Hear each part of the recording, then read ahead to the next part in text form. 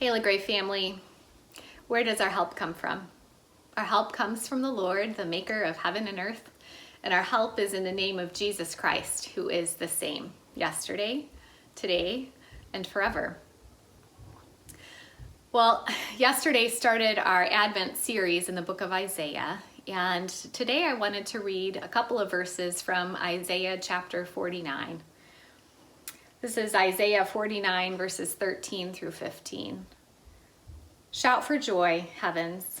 Rejoice, O earth. Burst into song, mountains. For the Lord comforts his people. He will have compassion on his afflicted ones. But Zion said, the Lord has forsaken me. The Lord has forgotten me. Can a mother forget the baby at her breast and have no compassion on the child she has borne? Though she might forget, I will not forget you.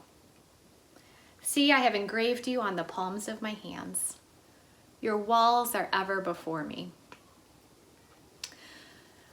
These verses remind me of a night when I was a new mom, and we had brought our son home from the hospital, probably a couple of months into his little life in our house. And one night I woke up startled because I had heard him cry, which was very usual, of course, for a young infant.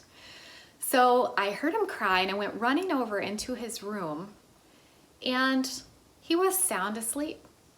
He wasn't wet. He wasn't crying. He wasn't apparently even hungry.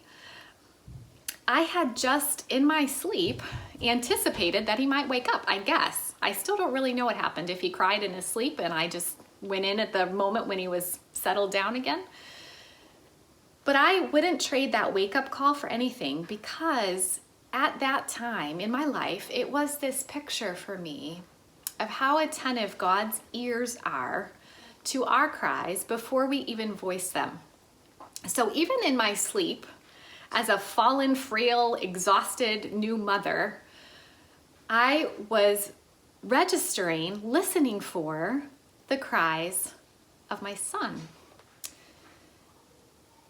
And it gave me this very visceral appreciation of God's attention to us. There are times when we feel forsaken. Israel in this passage feels forsaken. She says, God's forgotten us. Not so, says Isaiah. Can a mom forget the baby that she has born? Even if she could, Isaiah says, even if that were possible for a human mother, whose body will remind her if she forgets to feed that child. God cannot forget his people.